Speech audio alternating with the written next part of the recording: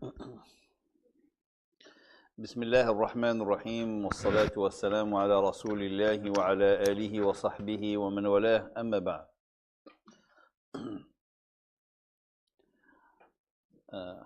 We continue with our sharh of the book of Maqasid Al-Sharia, inshallah. The chapter is نفوذ التشريع واحترامه بالشدة تارة وبالرحمة أخرى.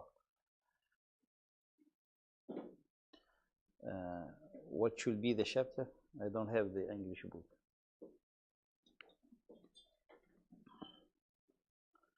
What chapter? What's the name of the chapter? Yes, that's the one. Yes, that's the one. Page?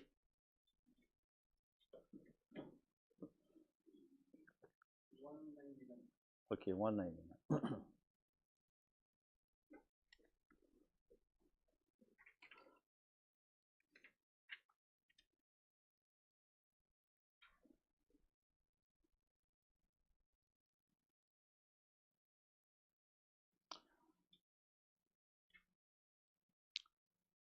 قال يقول, I will read what he saying المصنف. تكسبك المباحث المتقدمة أن من مقاصد الشريعة من التشريع أن يكون نافذا في الأمة وأن يكون محترما من جميعها، إذ لا تحصل المنفعة المقصودة منه كاملة بدون نفوذه واحترامه. This is the legislation, the laws. They will not have benefit as long as you cannot execute them, right?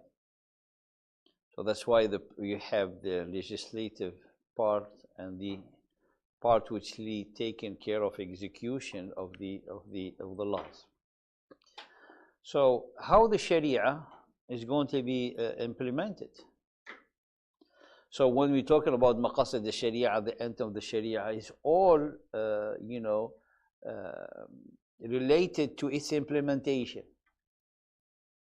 Because if you have all this, masha'Allah, Maqasid and all these laws of Allah subhanahu wa ta'ala, if they're not implemented, it's like someone, getting the rain and is not getting any of the benefit of the rain, so he's gonna die when he needs water, but he's not taking advantage of the water that's being given to him. So sometimes, the way to have the law to be implemented, as you say, you have to have a body to execute it. In the Sharia, the way to implement it require first, you find it already in the spirit of the Sharia, of respecting the laws. فقال, first the laws need to be nafida. Nafida is executed, observed, obeyed, and to be like muhtarama, respected. Why? Because we cannot get to the advantage and the benefit of the Sharia if we is not at level of veneration and at the level of respect and being observed.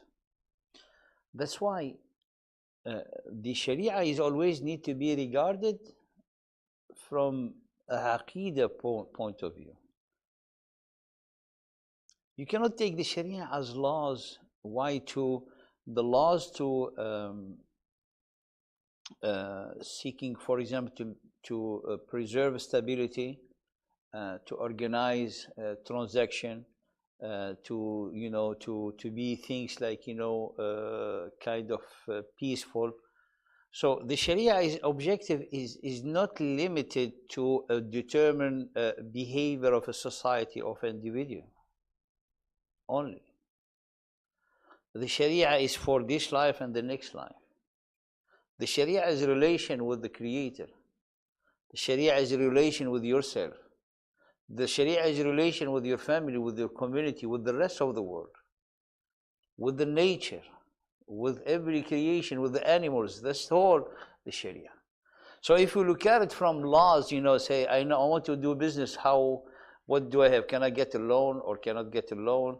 How much, can I do this? This transaction is halal, this is not halal. I'm going to eat, I'm going to get the grocery. Is this halal or this haram? Say, why are you asking all these questions? Are you asking all of these questions to follow rules, or are you asking this question because there's kind of a whole relation, there's a whole vision, there's a worship. You're doing it as a worship. We don't eat this type of meat because Allah told us so.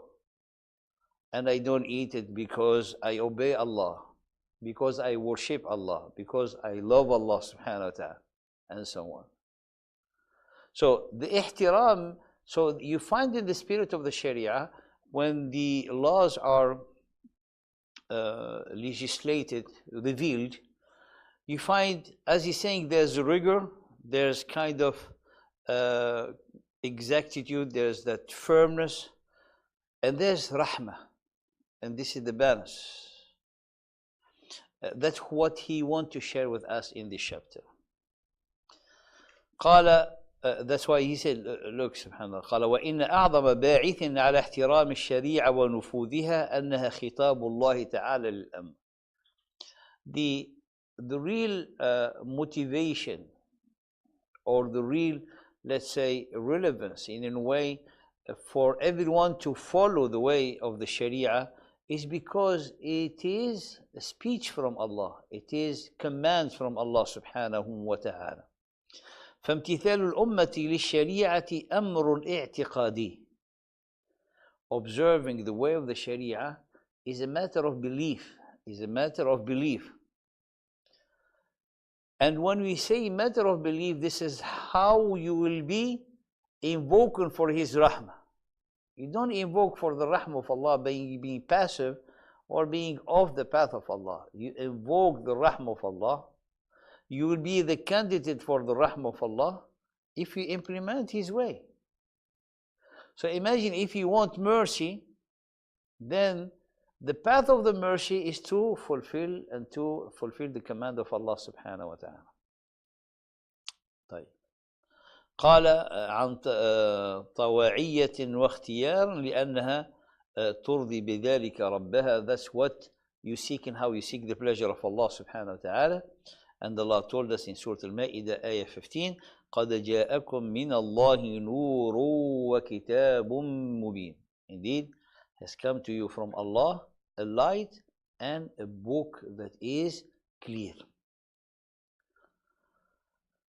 The ahkam that we received from the Prophet sallallahu alaihi wasallam, legislated by the Prophet sallallahu alaihi wasallam, all of it are revelation from Allah subhanahu wa ta'ala.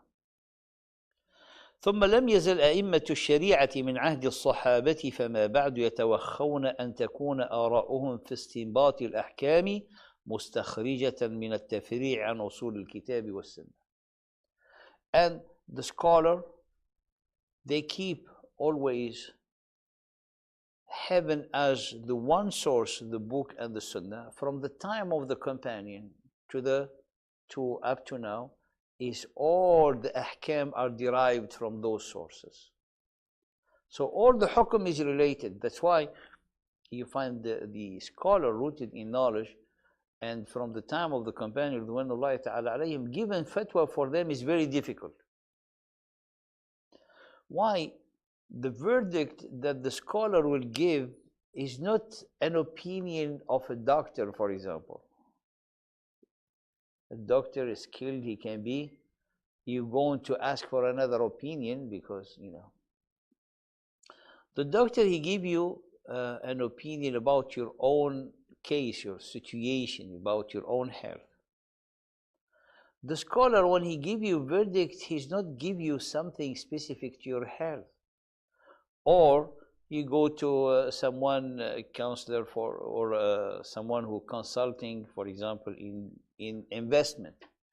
He's not gonna give you something about, he's gonna give you something about how to invest for you to make money.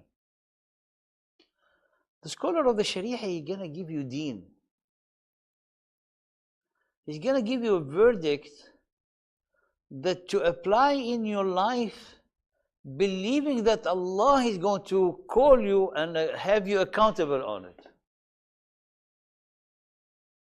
Everyone who give you any opinion, an expert, is going to be the opinion limited and restricted to that field that you ask him for. For the scholar, when he give you a verdict of Sharia, is going to travel with you the rest of your life, because you're going to be coming to Allah subhanahu wa ta'ala, tell you, why did you do this? He said, yeah, Allah, this is the opinion, what I got, this is what they told me to do it while I'm seeking your pleasure. They told me to do this way. Why did you go to the scholar? You go to the scholar because, you have to, or anything you do, you have to go to a scholar. You don't go to the scholar because you have a headache. You only go to the scholar because you're seeking the pleasure of Allah. You have a matter in your life. I want to do it in a way that Allah will be pleased with me. I don't know how. Then you go to the people of knowledge. So the people of knowledge, what He's going to give you, He's going to give you deen. It's not the fatwa is a deen. He's going to give you a way of religion, a way of acting in that particular matter. That you're going to be, you do it with belief, you do it from your heart. People, they can ask you, is this halal to eat? Say, yes, it is halal. He's been not eating this thing for years. He saw someone eating it. He said, but is this not haram? He told him, no, it's not haram. Are you sure? He said, go ask. So in his mind, everyone he's showing it, if he believed that he's eating is sinful. When he saw his brother, he put a question mark. He went to the scholar told him, yes, this is halal. Now he changed his decision based on the verdict. What it was for him an action of sin, a bad deed, it becomes like mubah deed, acceptable. What makes it acceptable is the verdict.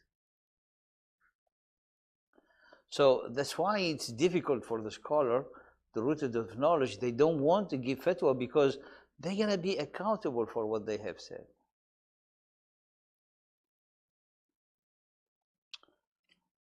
And this قال ولذلك كانوا كثيرا ما يشددون النكير على القول بالرأي.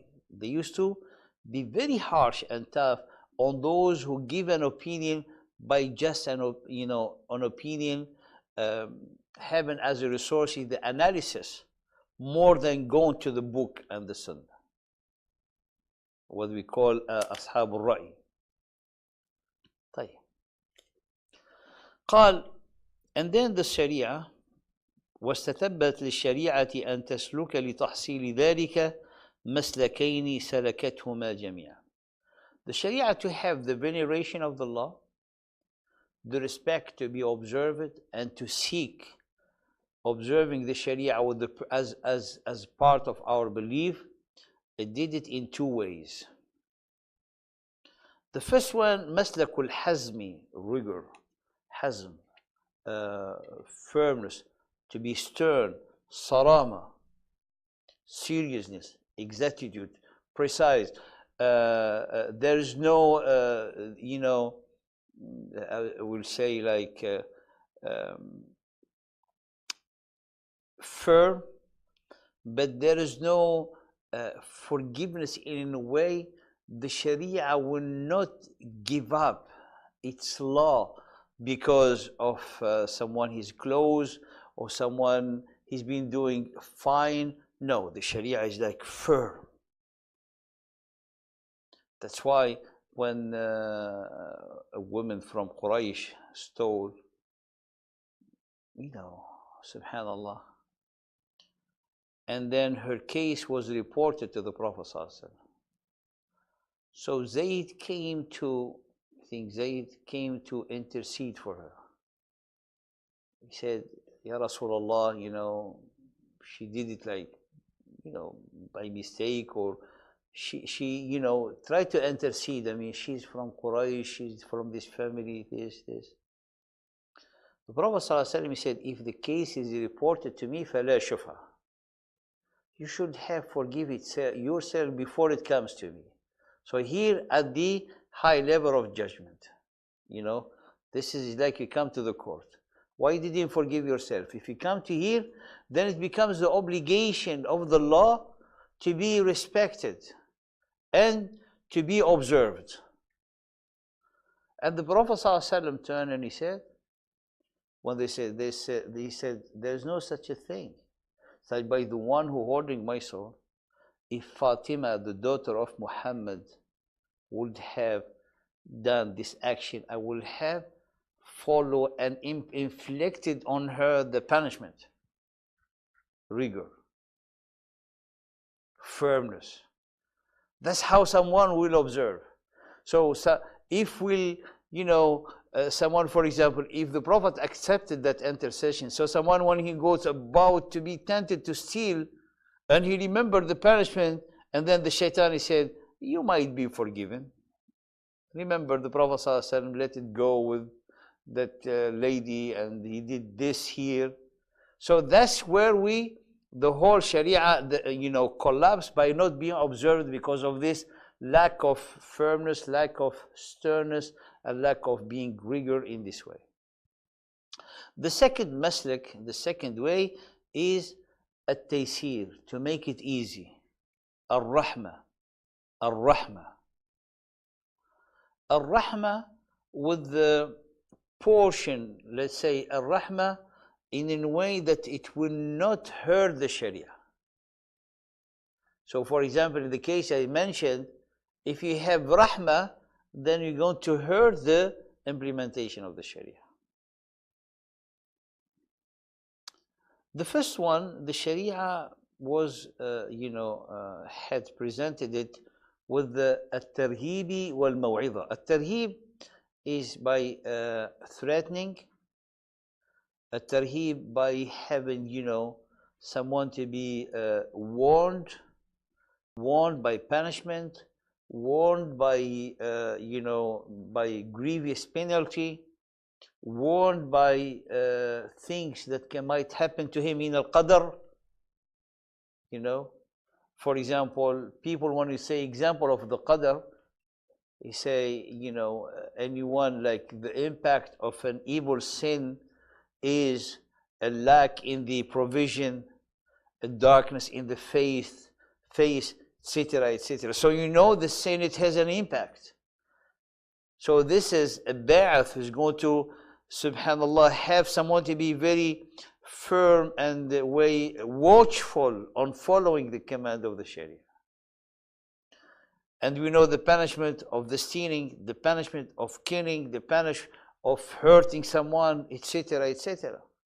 So that will have build kind of border, kind of a fence for the Sharia to be venerated and observe it and respect it. Allah subhanahu wa ta'ala, look, قال تلك حدود الله فلا تعتدوها ومن يتعد حدود الله فأولئك هم الظالمون. Those are the hudud of Allah, the laws of Allah, the border that Allah said that you should not transgress. فلا تعتدوها, do not transgress them. And whoever who transgress the law of Allah, those are al-dhalimun, the transgressor, the wrongdoers. So this is a big threat. This is a big warning. If you're going to transgress the command of Allah, you're going to be classified among the wrongdoers. And there is many of the ayat. The Prophet ﷺ said, "Man amila amalan laysa alayhi amruna fahuwa radd." Whoever who does an action that is not from our way, it is rejected. In the story of Barira, they want to, she was, a servant. They want to get the money by Aisha. She wants to free Barira, take her. So she has to give the money. So what they said, in before, and you studied in the fiqh, we studied before, and I think we went in details when we did fiqh al-mawarith. المولى الولا is the right of inheritance for a slave who's been freed by his master. So they have this relationship like a family. So if the one who become free, he dies and he doesn't have family, his own family is the family that he was with. So he has part of his inheritance. Aisha radiallahu ta'ala anha, she's the one who freeing Barira. So they said, the family that had Barira said, yes, we will give you Barira, but with the condition that we keep the wala. That relation, we have to keep it. So if something happened to Barira, so it's like it's going to be part of our family. So we inherit from among each other. And this is wrong. How Aisha, she do the free her, and they keep something when they get the whole, value of Barira. So the Prophet ﷺ, he rejected that. And he said, قال ما بال أقوام يشترطون شروطا ليس في كتاب الله. What happened to people, they put in condition they are not in the book of Allah. من اشترط شرطا ليس في كتاب الله فهو باطل. Whoever who put a condition that is not in the book of Allah is rejected.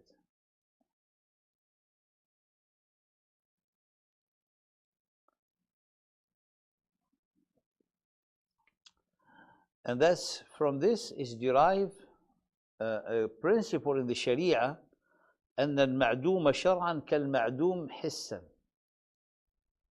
So if this condition, it's not existing in the law of the Sharia, it's like it doesn't truly exist. It's like even in a tangible way it doesn't exist. And this is how the depth of the Sharia in its observing the Sharia and in respecting the Sharia. Another principle, النهي يقتضي الفساد. Any prohibition, it means error. It means when Allah prohibited things, to commit that action that been prohibited, it means mischief. Someone eating haram, he said, I'm not doing anything. He said, no, but by violating the law of Allah, that's a mischief in itself.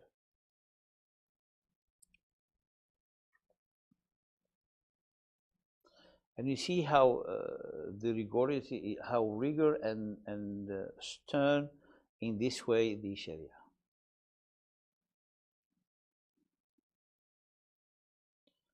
So he said, this is a requirement for the Ummah, should not be, easy or flexible in a way in safeguarding the intent of the Sharia.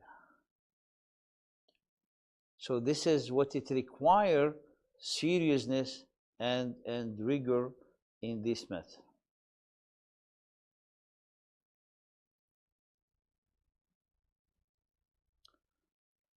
That's why he's saying ولذلك نرى الشريعة تحافظ على أحكامها في الأحوال التي يتحقق فيها عدم فوات المقصد.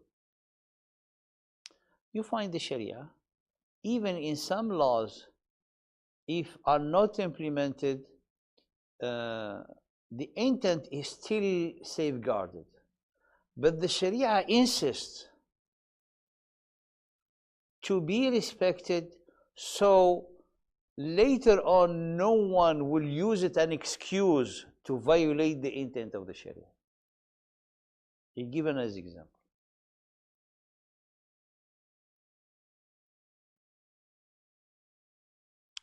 قال مثل منع الوصية للورث. Example, it is forbidden to make the will for someone among the inheritors. لا وصية لورث. Someone has a estate and he going to give a will before his death. said, I want the house to go to my daughters. They say, no, you cannot have a will. Your daughters are part of the inheritors. طيب. قال ولو بما دون الثلث, even with the portion of the third, not the whole third, is forbidden. If you're gonna give, like instead of the third, you're gonna give 1/40, to them is haram. How rigor, you see? قال مع أنها أباحت للموصي أن يعطي لغير الوارث. When it is lawful to give to someone who's not out of the family, to give him the wasiyah if you want.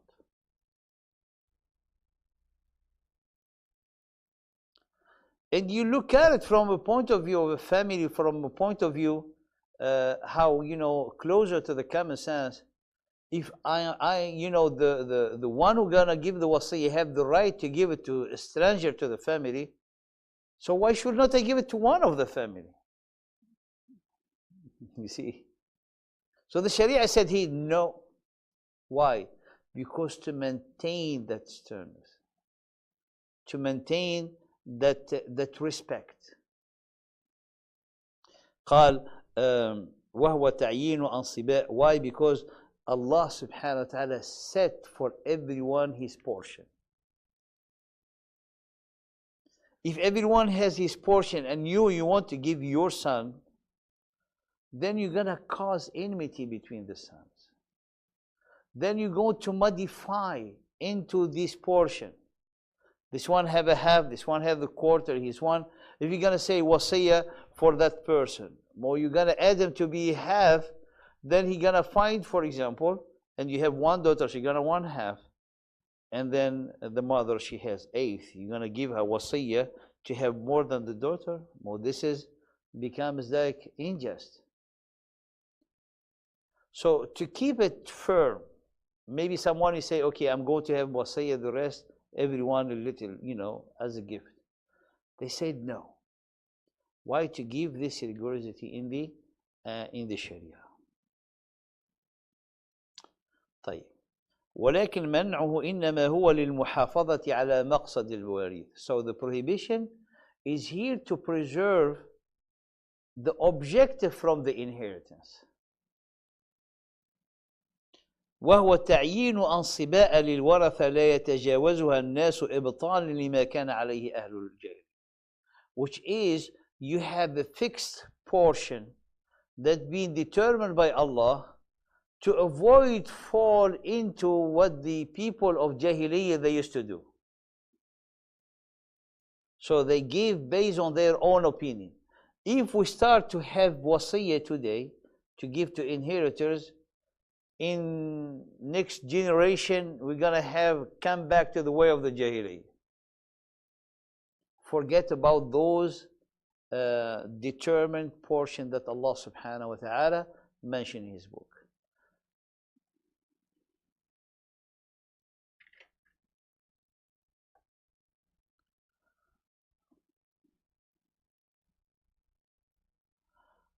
And to complete the implementation of the Sharia, Allah subhanahu wa ta'ala make like people to be entrusted this amana. That's why the government in the Islamic system, it's not a government who has a program, the program of course for the social program, for the health, but for the overall law that regulate the whole system, the government is task is to preserve it, to safeguard it.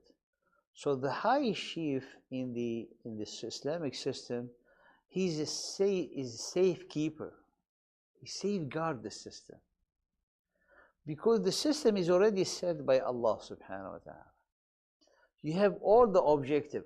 So it's like how the whole system need to be regulated, watch over, and be in a way have it to function to go and travel through the objective of the Sharia.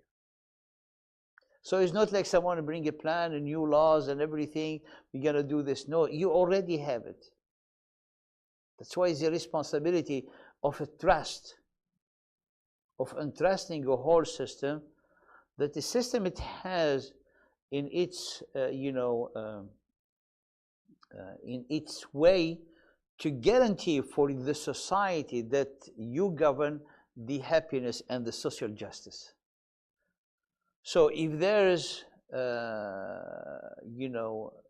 defect, it comes for the system how you protect it, or from the evil that the system of governments wasn't sure to have that system of hisbah to remove that evil from the society. That's why one of the big departments in an Islamic system is the hisbah, and the hisbah is enjoying good and forbid evil, with its way, of course. قال وأنزلنا معهم الكتاب والميزان ليقوم الناس بالقسط وأنزلنا الحديد فيه بأس شديد ومنافع للناس. So Allah subhanahu wa ta'ala, they say like a whole system to preserve the implementation of the law and the whole system. Allah sent down the book, the mizan, the balance, how to weigh things, how to weigh, between aqdiyah, between, time of litigation, time of dispute, how to keep that balance of justice, al-mizan. قال الله سبحانه قال والسماء رفعها ووضع الميزان ألا تطغوا في الميزان. Allah give us an example. This whole heaven is lifted by balance of justice. The same thing, this whole heaven will be keeping its balance as long as you do the justice on earth. ألا تطغوا في الميزان. Because if you go overboard and you violate the mizan, subhanallah, all the calamities will be befalling on you. And you see. قال وأنزلنا الحديد, and we send down the iron. The iron that turned to be like, the tools to defend the system from the violator, from the, and also to have people to have respect and veneration, which is al-hadid, like we're talking about weapons. فيه بأس شديد ومنافع للناس. It has, you use it for, defend yourself, and منافع للناس, and benefit for the people. The Prophet sallallahu alaihi wasallam أقام الحدود. He fulfilled and executed punishment. وبعث الأمراء والقضاة إلى الأقطار, and he sent leaders, kind of governors, we call them prince. A prince, which is a leader of Al-Amir, who is a leader of a group. والقضاة, and the judge, to Al-Aqtar, to the towns around the Muslim world at that time, those who are far from him.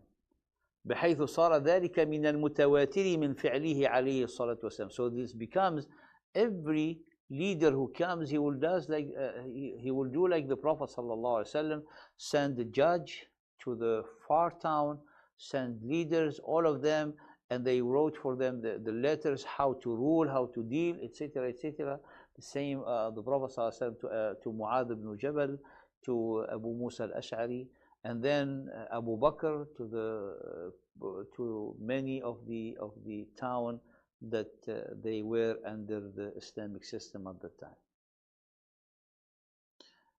which is led to have from usulu nizam al-hukm, from the principle of and the foundation of the system of government in Islam, is to establish the khilafah, or to have the khulafa, and to have al-umara, and to have al-qudat, wa ahl al-shura fi al-ifta'i, wal-shurtati, wal-hisbati, wa nuwabi kulli shay.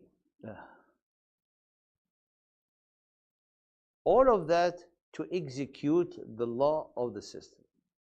So when I say khulafa, umara, qudat, judge, ahl shura, the people of shura, consult, ifta, verdict, shurta, police, hisba is those who, let's say, the group who watch over the morality, etc. This all to implement the law of Allah subhanahu wa ta'ala. المتعلقة بالحقوق العامة للأمة والأحكام المتعلقة بالحقوق الخاصة بين أفراد الأمة. So you find the court for the individual, for the dispute. The Prophet ﷺ used to have dispute. He has to have, dispute about two gardens. The other one, he doesn't have the money. Dispute about inheritance, and all of that. Subhanallah, it was how to implement the system with the way that is being venerated and respected and observed in a way of worship, because observing the Sharia is a worship. The second maslak is maslak al-taysiri wal-rahma. So this is, they go parallel, or actually they go together. They go together. The way of at-taysir, make it easy, lenient, and mercy. The Sharia, as you know, it was built on its leniency and its flexibility in moderation, in a moderate way, to be very easy accepted, and easy accepted not as a way to do, but easy accepted by the soul, by the nafs. It does not mean, require for someone to force his way of thinking to accept it.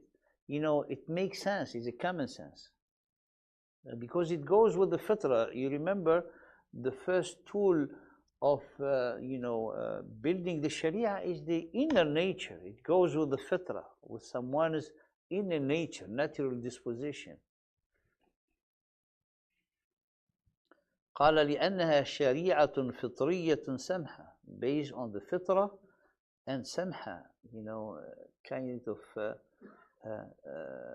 have that rahma in it, lenient, very lenient. And the Sharia, it knows not, as we mentioned before in previous chapter, it not comes like a nikaya. Nikaya is like to punish you or to put you in hardship. The Sharia came to help you, to give you tranquility, to give you mercy, to make you live in blessing. That's the objective of the Sharia. فهي تحمل الناس على المصالح حملا أقصى ما يمكن أن يكون الحمل من الرحمة والتيسير. So the Sharia target to help you get everything that benefits you in an ambience of mercy and easy way of doing. And the taysir of the Sharia came on three ways, madahir, three ways. The first one, أحكامها مبنية على التيسير. You see, all the ahkam of the Sharia are built on the easy way of doing. Allah subhanahu wa ta'ala said in Surah Al-Hajj, ayah 78, قال ما جعل عليكم في الدين من حرج. Allah didn't put any hardship on you in the implementation of the deen. In Surah Al-Baqarah, ayah 185, Allah subhanahu wa ta'ala قال يريد الله بكم اليسر ولا يريد بكم العسر. Allah intends for you ease, and He doesn't intend for you difficulty or hardship. So the base of the foundation of building the law is at-taysir wal-rahma, moderation and leniency, mercy, and easy way of doing. The second way,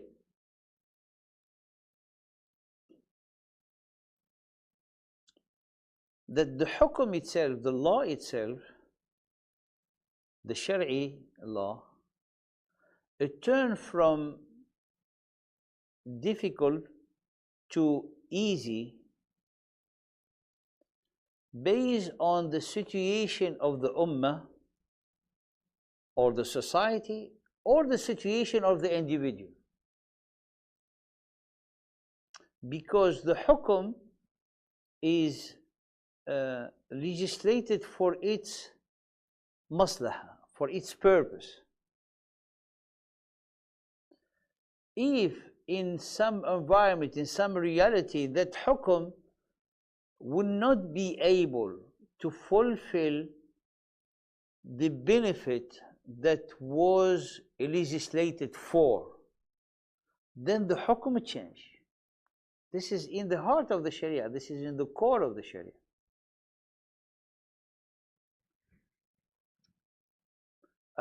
One time I listened to one of big scholar, rahmatullah alayhi. Someone asking about throwing the pebbles.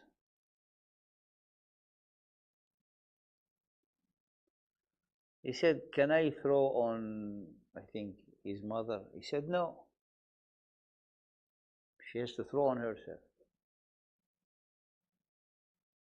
Then he told him, "But she's, she cannot, she's old." Okay, he said, "In this case, yes." And then he asked him about his wife. So, the start of the hukum, everyone obligatory has to go through it. This is in Hajj. The end, when he explained to him, this one is sick, this one is this, he gave him the permission to get all the pebbles and go by himself and throw for himself, his wife, and his mother. So, in one discussion, the hukum can travel from the most exact, rigor possible to the easiest based on your situation. فقال فتيسر ما عرض له العسر. The Sharia always make easy whatever the hukum is confronted to hardship, to something difficult. Allah subhanahu wa ta'ala said, قال فمن اضطر غير باغ ولا عاد فلا إثم عليه. Whoever who come to a state of necessity, not seeking to violate, not seeking to transgress, there is no sin. Someone he only find haram food is illegal to eat, but in this situation of makhmasa, he's starving to death. So Allah subhanahu wa ta'ala, look, there's three levels. The first level is haram to eat. The second level is allowed to you to eat it because you're starving and you're not finding anything. The third level is an obligation. If you don't eat it, you're going to be sinful. Why? Because if you're not going to eat it, you're going to die. It's an obligation to eat the haram food to protect your life. And if someone will not eat it, he's going to be sinful. He's committing a major sin. He's at the restaurant, he told me this haram. No. He's in the desert, it becomes an obligation for him. The same hukum. So this is the yusr of the Sharia.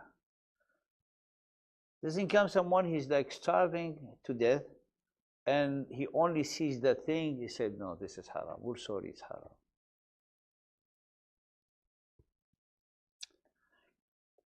قال ولذلك كان من أصول قواعد التشريع المشقة تجلب التيسير.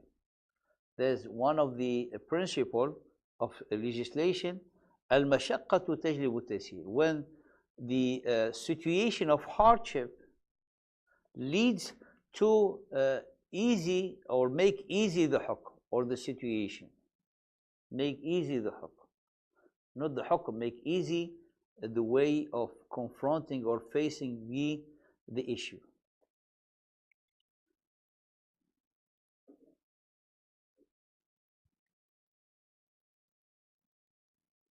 The third one way that the Sharia, it didn't leave any excuse to any of the follower of the way of Allah subhanahu wa ta'ala to any type of shortcoming. Why? Because all the ahkam were built and legislated on wisdom, on purpose of intent. That's why when you study this one, the hukum is not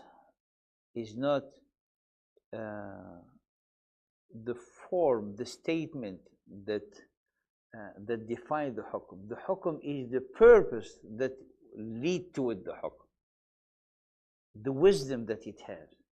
That's why the fatwa change when that particular hukum or law, when you are in situation that you have only that law, but that law is not going to help you.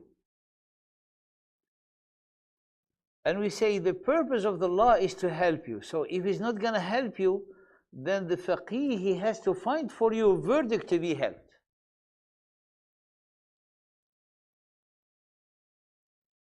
Like someone in difficult time, and he's saying, as we said, the example of al-haram, al-daruriyat tubihu al-mahdurat, and the Sharia tell him, no, don't eat it, it's haram.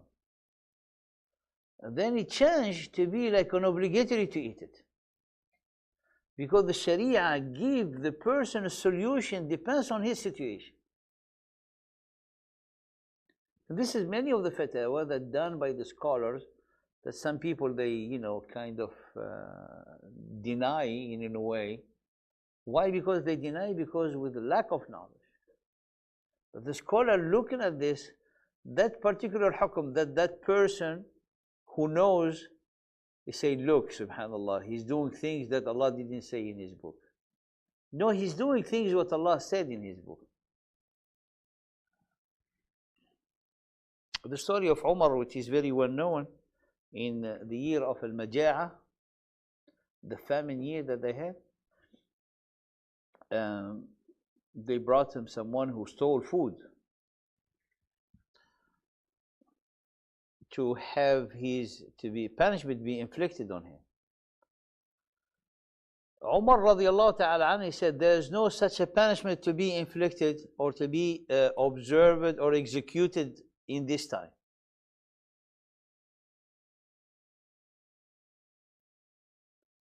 That person, instead of being punished, he was being given the food. Because what led him to steal was starving. So Umar, he said, it's our duty to give them to eat. And therefore the punishment of stealing was not implemented. So many people, they say that Umar stopped the law of Allah, those who, from the other side. We say, no, Umar actually, he implemented the law of Allah.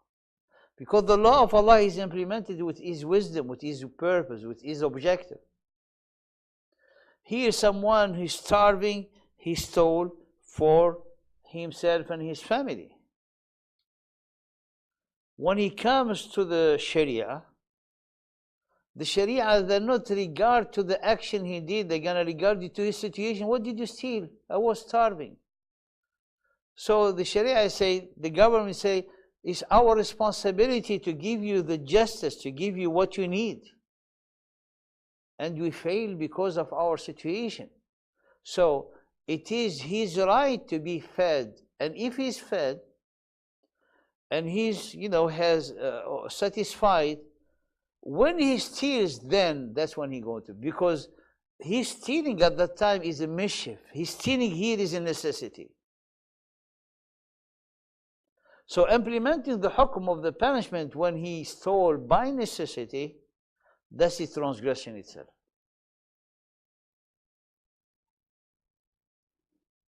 That's why he said, قال والمظهر الثالث أن لم تترك للمخاطبين بها عذرا في التقصير في العمل بها. So it didn't let to any of those who followers addressed with the command of Allah subhanahu wa ta'ala to have a shortcoming. Why? Because the ahkam, they were well constructed based on the hikmah, the ta'leel, al-dabt, wa tahdid. And Allah subhanahu wa ta'ala said, وَمَنْ أَحْسَنُ مِنَ اللَّهِ حُكْمًا لِقَوْمٍ يُقِنُونَ. There's anyone better than Allah to give you the law? There's better than the law of Allah subhanahu wa ta'ala for a people who have a strong and certain belief. Therefore, the law of Allah will be fully implemented with one condition. This condition is, subhanallah, back to what we said, to the aqidah, back to the belief. Certainty in the belief, that is the condition of the implementation of the law of Allah subhanahu wa ta'ala. وَمَنْ أَحْسَنُ مِنَ اللَّهِ حُكْمًا لِقَوْمٍ يُوقِنُونَ. صِبْغَةَ اللَّهِ, صبغة can be translated by the way of Allah. If there's better than the way of Allah, the believer will say, وَمَنْ أَحْسَنُ مِنَ اللَّهِ صِبْغَةً. If there's any better color than the way of Allah, and to whom we are worshipping. You see, it comes back to the worship.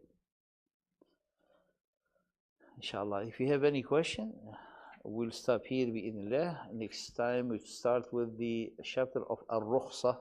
Al-Rukhsa. Give you